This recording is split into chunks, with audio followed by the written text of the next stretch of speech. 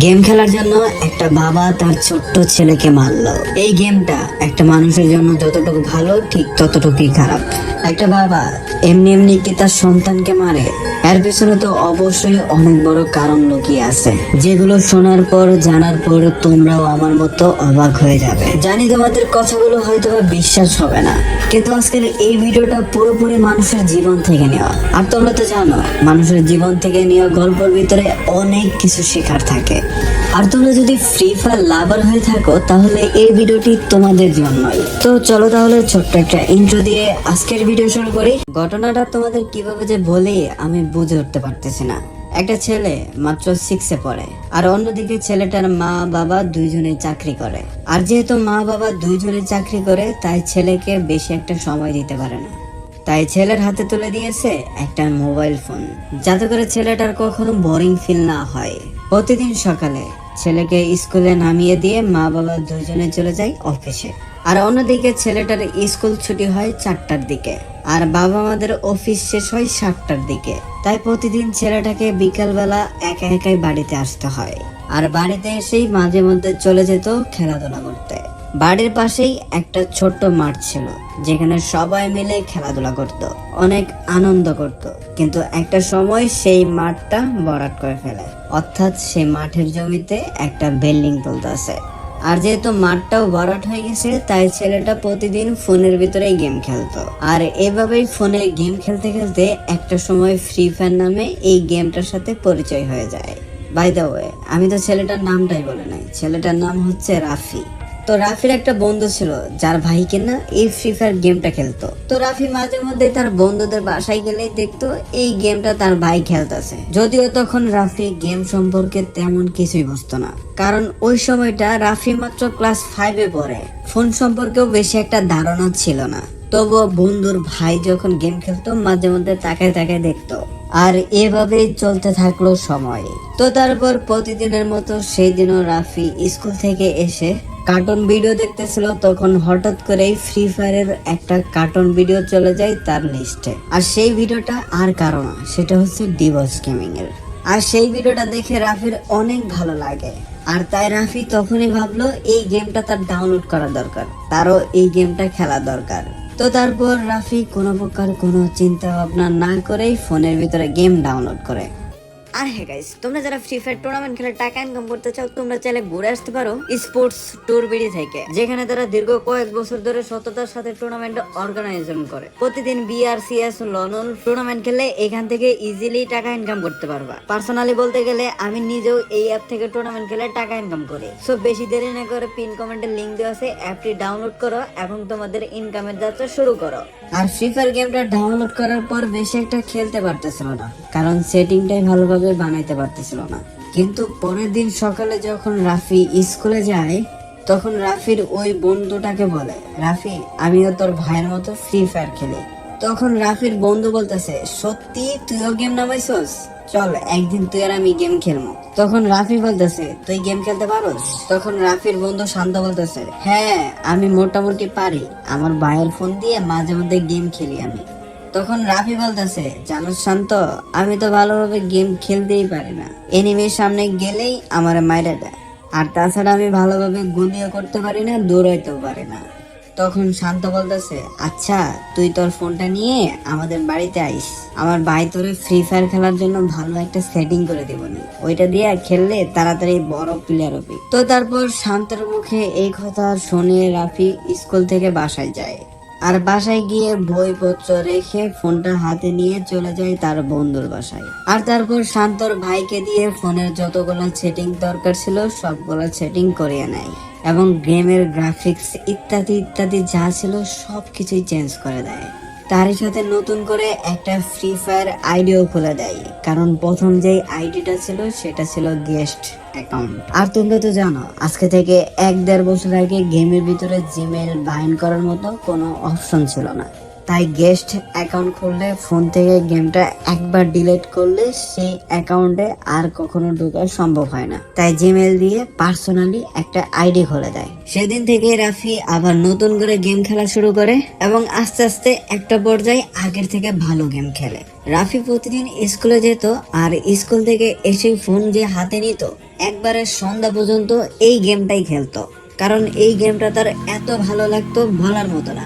আর হ্যাঁ, অন্যদিকে কিন্তু রাফি মোটামুটি ভালো স্টুডেন্টই ছিল, পরীক্ষায় সবসময় ভালো নাম্বার পাইতো। কিছুদিন আগে অর্থাৎ 2025 সালে সে ক্লাস 6-এ ওঠে, কিন্তু তার পড়ালেখা যেন আগের মতো হচ্ছে না। ক্লাস 1 2 3 4 5 এই পর্যন্ত যতটা ভালো স্টুডেন্ট ছিল, কিন্তু 2025 সালে এসে মনে হচ্ছে সে ততটাই বাজে স্টুডেন্ট হয়ে গেছে। আর যতটুকু জানতে পারছি এর কারণটা হচ্ছে এই ফ্রি ফায়ার গেমটা। এখানে শুধুমাত্র ফ্রি ফায়ারের দোষ দিলে হবে না, আসল কাহিনীটা কি সেটা আমি তোমাদের বলতেছি। যখন রাফি একদম ছোট ছিল, বাবা মা দুইজনেই চাকরি করত, তখন রাফিকে লালন পালন করার জন্য একটা বাসায় লোক রাখছিল, কারণ একটা বাচ্চা নিয়ে অফিসে যাওয়া সম্ভব না, আবার একটা বাচ্চাকে খালি বাড়িতে রেখে যাওয়াও সম্ভব না। আর এই জন্য মূলত রাফিকে লালন পালন করার জন্য একটা বাসায় লোক রাখছিল। আর এভাবে আস্তে আস্তে রাফি যত বড় হতে শুরু করলো, তখন রাফি খাবার খাইতে চাইতো না, তখন রাফিকে ফোন হাতে ধরিয়ে দিত। আর তখন রাফি কার্টুন দেখতো এবং খাবার খাইতো। একটা সময় যখন রাফি আরো একটু বড় হতে শুরু করলো, তখন রাফিকে লালন পালন করার জন্য যে লোকটাকে রাখছিল তাকেও বিদায় করে দেয়, কারণ তখন রাফি খালি বাড়িতে একা থাকার মতো বয়স হয়ে গেছে। এদিকে রাফি যখন যা চাইতো তাই তার বাবা মা এনে দিত, কখনো কোনো কিছুর অভাব দেয়নি তার বাবা মা। দিনের বেলা রাফিকে সময় দিতে না পারলেও রাত্রেবেলা ঠিকই সময় দিত, তবুও একটা বাচ্চার জন্য এই সময়টুকু যথেষ্ট ছিল না। তারপর একটা সময় গিয়ে রাফি যখন ক্লাস 5-এ ওঠে, তখন রাফিকে একটা ফোন কিনে দেয়, কারণ রাফি স্কুল থেকে বাড়িতে এসে একাই থাকে, এর ভিতরে কোনো কিছু প্রয়োজন হলে যাতে কল করতে পারে, তাছাড়া যেন ফোনে গেম খেলে বা কার্টুন দেখে সময় পার করতে পারে। অন্যদিকে রাফি কিভাবে গেম খেলা শুরু করেছে সেটা তোমাদের আগে জানিয়ে দিছি। এবার রাফি গেমের প্রতি এতটাই আসক্ত হয়ে পড়ে যে স্কুল থেকে এসে ফোন হাতে নিয়ে গেমে ঢুকতো, আবার পড়াশোনা শেষ করে তারপর আবার গেম খেলতো, সকালে ঘুম থেকে উঠেও গেম খেলতো। আর এইভাবে চলতে চলতে একটা সময় পড়ালেখা বাদ দিয়ে সে গেমের প্রতি এতটা আসক্ত হয় যে সকালে দুপুরে রাত্রে যখনই ফোন পেত তখনই সে গেমে ঢুকতো, পড়াশোনা বাদ দিয়ে গেম খেলতো, স্কুল থেকে বাড়ির কাজ দিত সেগুলো করে যেত না, যতটুকু সময় পেত ততটুকু সময় গেমই খেলতো। যেমন আমি তোমাদের বলি, রাফি বিকালে এসে গেম খেলতো, তারপর রাফির আব্বু আম্মু যখন অফিস থেকে আসতো তখন বলতো আমার পড়াশোনা সব বিকাল বেলা করে নিছি, এখন আমি গেম খেলবো। আর তখন তার বাবা মাও ভাবতো হয়তো বা বিকাল বেলা পড়াশোনা শেষ করে নিয়েছে, এখন গেম খেলবো, খেলুক, সমস্যা কি আমাদের। তো এভাবে চলতে চলতে একটা সময় তার লেখাপড়া এতটা বাজে হয়ে পড়ে বলার মতো না। স্কুল থেকে রাফির আব্বুকে কল দেয় এবং বলে আপনার ছেলে তো কিছুই পারে না, এইবারও প্রথম সামরিক পরীক্ষার ভিতরে 2 সাবজেক্টে ফেল করছে। তখন রাফির বাবা বলে কি বলেন, সে তো অনেক ভালো স্টুডেন্ট, ক্লাস 5 পর্যন্ত পড়ে আইছে রাফি, এখনো তো কখনো শুনলাম না সে ফেল করছে, আজকে কিভাবে ফেল করে, দেখেন হয়তোবা আপনাদের ভুল আছে।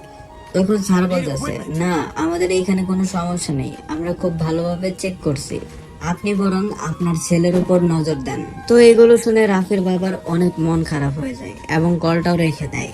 তারপর মন মরা হয়ে ভাবতে ভাবতে একটা বুদ্ধি বের করে, সেটা হচ্ছে বাড়িতে সিসি ক্যামেরা লাগাবে আর দেখবে যে আদৌ তার ছেলে লেখাপড়া করে কিনা। তো তারপর যেমন কথা তেমন কাজ, টাকা পয়সার অভাব নাই, একটা সিসি ক্যামেরা লাগাই ফেলে। আর এই সিসি ক্যামেরাটা কিন্তু রাফিকে না জানিয়ে লাগায়। আর তখন রাফির বাবা দেখতে পারলো আসলে ছেলে পড়াশোনা বাদ দিয়ে শুধুমাত্র ফ্রি ফায়ার গেম নিয়ে ব্যস্ত। তারপর রাত্রিবেলা রাফির বাবা মা দুজনেই বাড়িতে ফিরে, তখন রাফির বাবা রাফিকে বলে তুমি কি পড়তে বসছিলা, এখনো যে গেম খেলতেছো? তখন রাফি বলে হ্যাঁ, আমি তো এতক্ষণ পড়তেই ছিলাম, এই মাত্র ফোনটা ধরছি। বিশ্বাস না হলে দেখো, এই যে মাত্র গেমে ঢুকে ম্যাচ স্টার্ট দিছি, 2-3 মিনিট হবে। আর এই কথা শোনার পর রাফির বাবা অনেক রেগে যায়, একে তো পড়াশোনা বাদ দিয়ে গেম খেলছে, আবার সে মিথ্যা কথা বলে। আর তখন রাফির বাবা রাফিকে প্রথমবারের মতো অনেক মারধর করে। আর এই অবস্থায় যে কোনো ফ্যামিলির মাথা গরম হওয়াই স্বাভাবিক। আর এটা যে শুধুমাত্র রাফির সাথে ঘটছে এরকম না, এরকম ঘটনা কিন্তু রহরহ রয়েছে আমাদের বাংলাদেশে। আর আমার মনে হয় না যে এখানে সব দোষ রাফির, এখানে তার ফ্যামিলিরও অনেক বড় বড় ভুল রয়েছে। যেমন রাফি যখন ছোট ছিল তাকে খাওয়ানোর জন্য ক্যান, কার্টুন বা ফোন দেখানো হতো, অন্য কিছু বললে তো খাওয়ানো যেত। তাছাড়া যখন ক্লাস 5-এ ওঠে রাফি, তখন কেন তাকে একটা ফোন কিনে দেওয়া হয়? এখানে তো তার বাবা মাই তাকে উৎসাহ দিছে, তার হাতে ফোন ধরিয়ে দিছে, নাও তুমি গেম খেলো, কার্টুন দেখো। মানে বিষয়টা এরকম হয়ে যাচ্ছে, এক থালা মাছ, সামনে বিড়াল বসে আছে, বিড়ালের সামনে গিয়ে বলতেছে এই নাও মাছগুলা, দেখে শুনে রাখো, তুমি খেও না। এখন আপনারাই কোন, তখন কি বিড়াল তার কথা শুনবে? অবভিয়াসলি সেই মাছগুলা খেয়ে ফেলবে। তো তাহলে অল্প বয়সে ফোন হাতে তুলে দিলে ছেলে মেয়ে নষ্ট হবে, এটাই স্বাভাবিক। তাছাড়া এখন ছেলেটা কি করবে? তার খেলাধুলা করার মাঠটা পর্যন্ত বন্ধ করে রাখছে, তাই তো সে ফ্রি ফায়ার গেমটা খেলে। এখন কথা হচ্ছে যে এই ফ্রি ফায়ার গেম খেলুক, তাতে কোনো সমস্যা নাই, কিন্তু লিমিট ক্রস করা যাবে না। গেম খেলো 1 ঘন্টা 2 ঘন্টা ম্যাক্স, ম্যাক্স 2 ঘন্টা, এর বেশি গেম খেলার দরকার নাই। তোমরা যারা ফ্রি ফায়ার খেলো তোমাদেরকে আমি বলবো, তোমাদের যদি প্রাপ্ত বয়স না হয় তোমরা 1 থেকে 2 ঘন্টা, এর বেশি গেম খেলবাই না। আগে লেখাপড়া ডান করবা, পড়াশোনা শেষ করবা, তারপর গেম খেলবা। যত স্কুলে পড়াশোনা আছে সব শেষ করবা, তারপর গেম খেলবা। আবার রাফির মতো বললো না যে আমার লেখাপড়া শেষ, এখন আমি গেম খেলবো, তাহলে কিন্তু ভাই জীবন একদম তেজপাতা হয়ে যাব। এই ভিডিওটা বানানোর মূল উদ্দেশ্যটা হচ্ছে কিভাবে একটা ছেলে একটা ভালো স্টুডেন্ট থেকে খারাপ স্টুডেন্ট হয়, আর কিভাবে আস্তে আস্তে একটা ছেলে গেমের প্রতি আসক্ত হয়ে পড়ে। সব ছেলেরাই যে এরকম আসক্ত হয়ে পড়ে এরকম নয়।